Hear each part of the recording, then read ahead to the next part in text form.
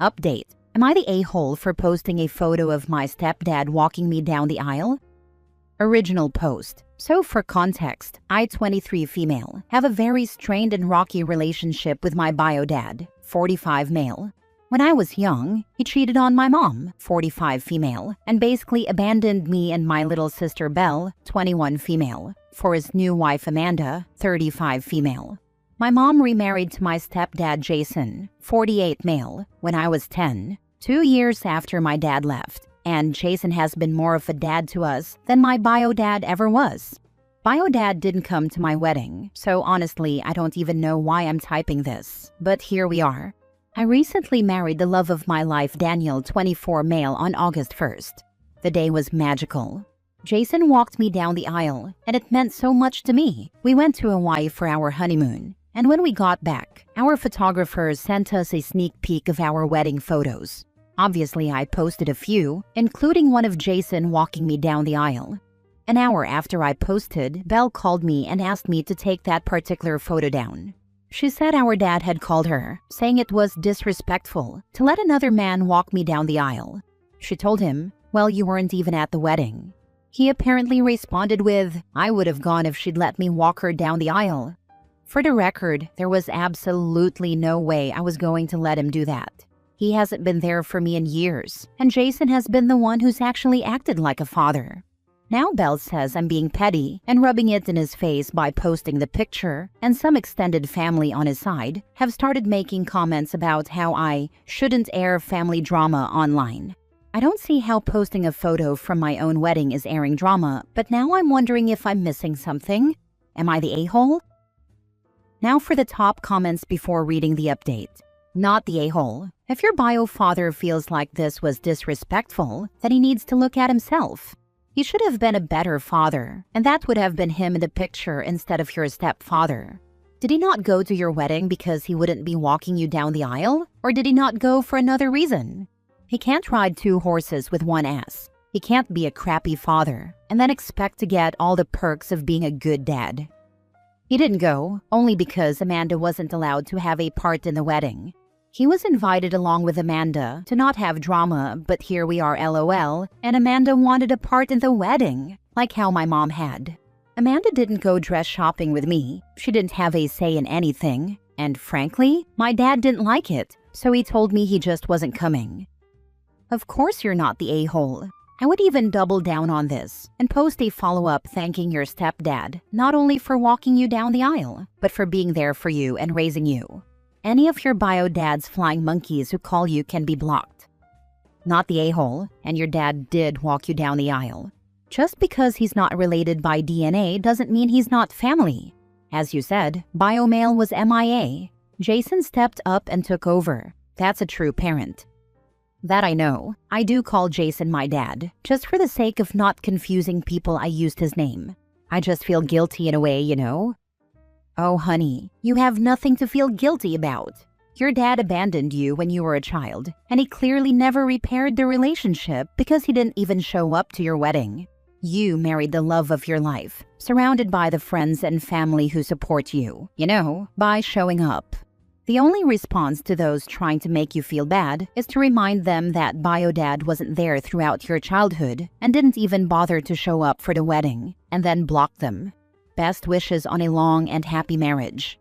You've only spoken to your sister Belle about this, correct? Is there any chance that all of this is coming just from her? Is there any chance your dad never said any of this? Or at least that he never wanted any of this conveyed to you? Belle is close to Amanda. Belle has kinda always been closer to them, since I guess she has forgiven them for what happened, which I haven't. But I know Belle wouldn't make something like this up, or at least I hope. I didn't speak to my father directly since I have his number blocked. Now for the update. I honestly didn't expect all the comments and kind words on my original post, so thank you. I ended up speaking with both my dad and Belle about the whole situation. First, with Belle, I told her to stay out of it altogether. I said if she's on our dad's side so much, she can have him walk her down the aisle at her wedding. I also made it clear that I'm not going to punish her for still talking to him, but I'm also not going to pretend he's been a father to me when he frankly never was. She didn't have much to say after that. Then I called my dad. That conversation went about how you'd expect. He started with, "One day you'll understand," and that I needed to learn respect. I told him cheating wasn't respectful, and neither was abandoning your kids, and that he hasn't been there for me since I was 10. Jason, however, has been there every step of the way, and he is my father to me. That's when my dad hung up on me, LOL. Amanda then made a passive-aggressive Facebook post saying, "No matter things that happened in the past, you'll always be family." I'm about 99% sure that was about me, but I digress. At the end of the day, I'm still not taking the photo down. I don't want to make Jason upset if I do, and he deserves to be celebrated. I'm not letting my bio dad rewrite history just because it makes him uncomfortable. People get so entitled around weddings and babies. I'm proud of you. To be honest, it's telling how those big life events seem to pull hidden entitlement right to the surface. Your choice to keep that photo is really about honoring the person who actually showed up for you. Good for you. You should tell Amanda, no matter the future, once a deadbeat and a cheater, always a deadbeat and a cheater. Stand your ground and keep honoring Jason. Next story. Am I the a-hole for ignoring my ex's request for a sit-down talk between him, his wife, and me? I, 31 female, have 2 kids, 11 and 9, with my ex, 33 male. We were never married and our relationship was never very good. So breaking up wasn't the worst thing that could have happened. For a while, it surprised me that he left first. I always suspected his wife, 32 female, was around before he left me. I know the 2 of them told me they were a couple less than 5 months after we broke up. And in that same conversation, they told me they were a team and that everything going forward had to include her, because the kids would know her as their second mom. They told me to get used to hearing her called mom, because they would not stop it and would actively encourage it. I brought them to court, and the judge added a clause about calling a step-parent or partner mom or dad. This pissed them off, but they still tried to show off what they could do as a couple for the kids, that I couldn't as a single mom. My ex's wife also told me she would be the mother to their other siblings, that she was going to give my ex a bunch of babies, and that this would win the kids over to her even more. She said she would be the preferred mom even if they never got to call her that. Or maybe they would, and that my kids would hate me for separating them if I got so jealous. I spent a lot of years documenting and trying to stay calm for the sake of my kids. We used a co-parenting app for communication, and they still sent messages through that about how she'd be favored and things like that. They were scolded a number of times over it. A few years ago, I put my kids in therapy because I knew they picked up on the issues between the adults. My ex's wife never got pregnant. I know I'll sound petty when I say this, but it made me so happy after all the gloating about how the kids would prefer her, because she'd give them a lot more siblings.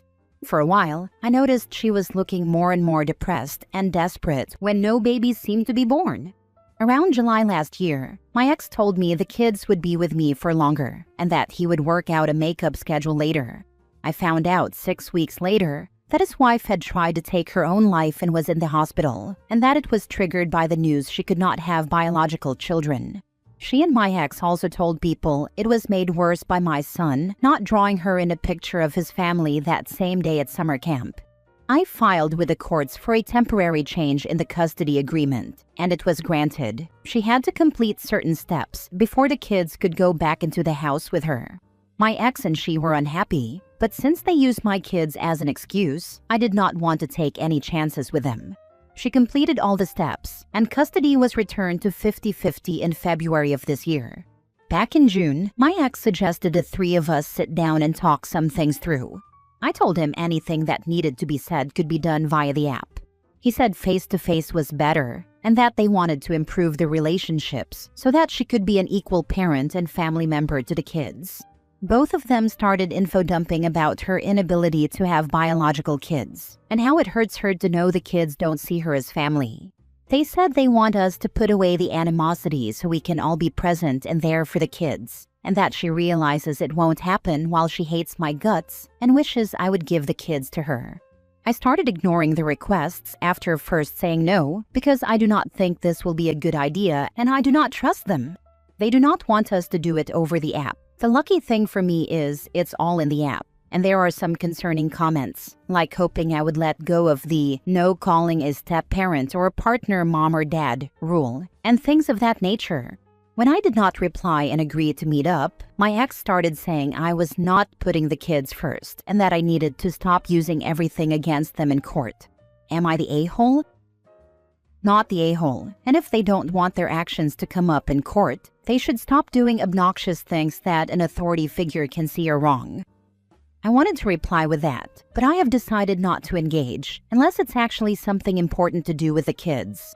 That stops any escalation and shows the court I'm not engaging in petty fighting.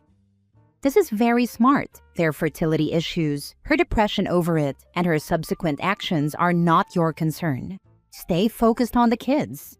If anything, she seems unstable and spiraling, and I fear their inability to manipulate you into doing what they want might cause her to lash out, spiral further, or worse. Please watch this situation closely. Having to send your kids into that home with what she has already said and done is quite frightening. I keep a close eye on things, and my kid's therapist does too. We'll know if things start to get worse through them or my ex's sister, who gave me more info last time. My ex doesn't communicate things to me that he should, and he was told he needs to stop withholding relevant information from me. Next story. Am I the a-hole for telling my fiancé to move out after a fight about how she treats me versus her coworkers? I 32 male work from home making over $100,000 a year. My fiancé, 30 female, is a doctor earning around $150,000 to $200,000. We live in my house. Since she's saving for her residency, I've never asked her to pay rent, utilities, or groceries. I handle most household chores because I know her job is demanding.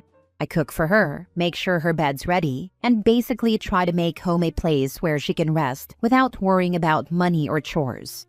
Recently, I found out she treats her coworkers every single day. She admits she's a people pleaser, so I let it slide at first. But it hit me. If she can be that generous with other people, why does it feel like everything she does for me comes with conditions or strings attached?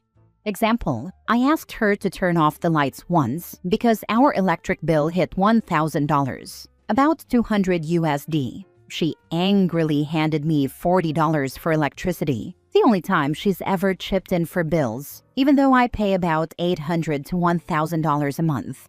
She's complained about the cost of rides from my place to work, but even with that, she saves more living here than renting her own place.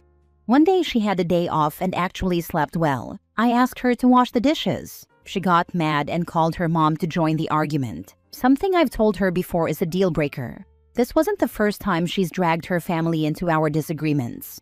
Today we argued again when she was telling me, cheerfully, how she regularly buys her co-workers food and coffee. I told her it hurts that she's so generous to them, but keeps score when it comes to me. She tracks everything she gives me, but not what she gives them. In the heat of the moment, I said, if this is how it's going to be, just move out. I know that was harsh, but I'm feeling unappreciated and like we're not really partners. More like I'm a live-in support system while she gives her best to other people. Am I the a-hole for saying that? Or am I just being overly sensitive and not understanding how stressful her job is?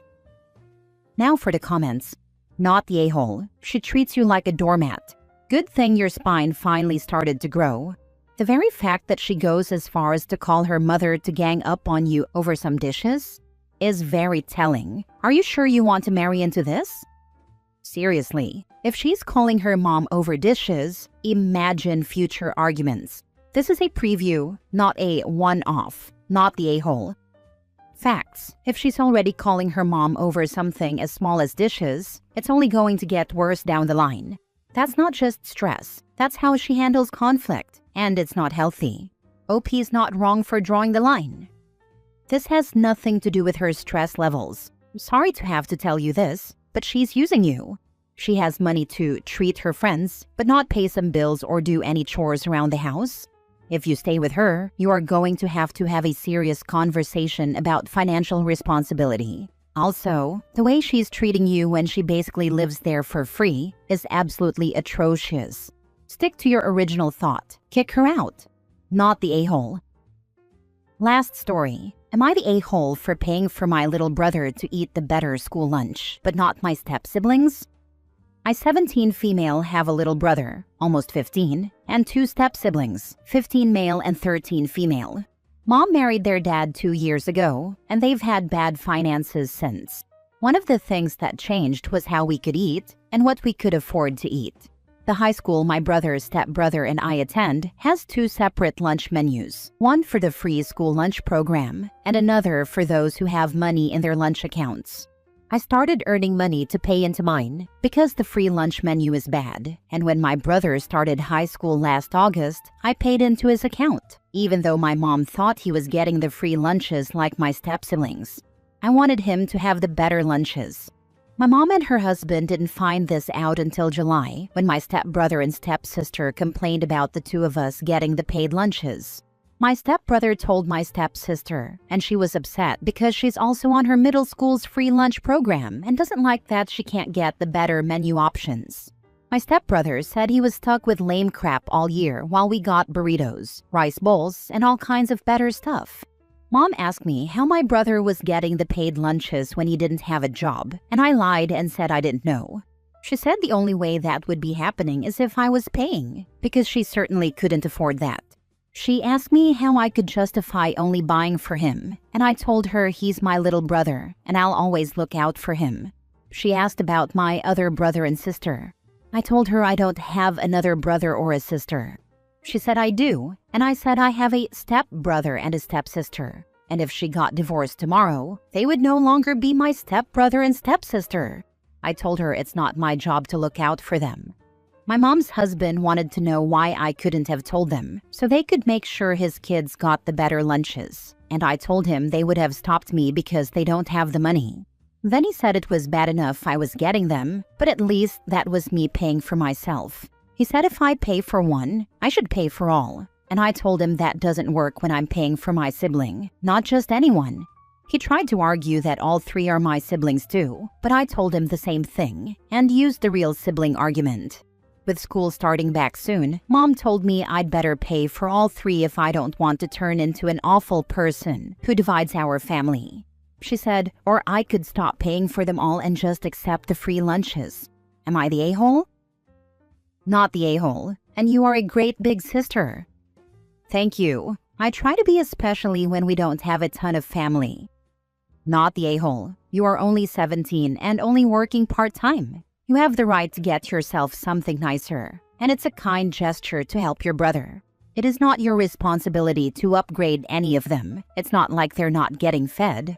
You're giving your brother, who you are blood related to and have bonded with, extra because it's within your means, but it's not your responsibility to give them the same, especially since it's only been 2 years.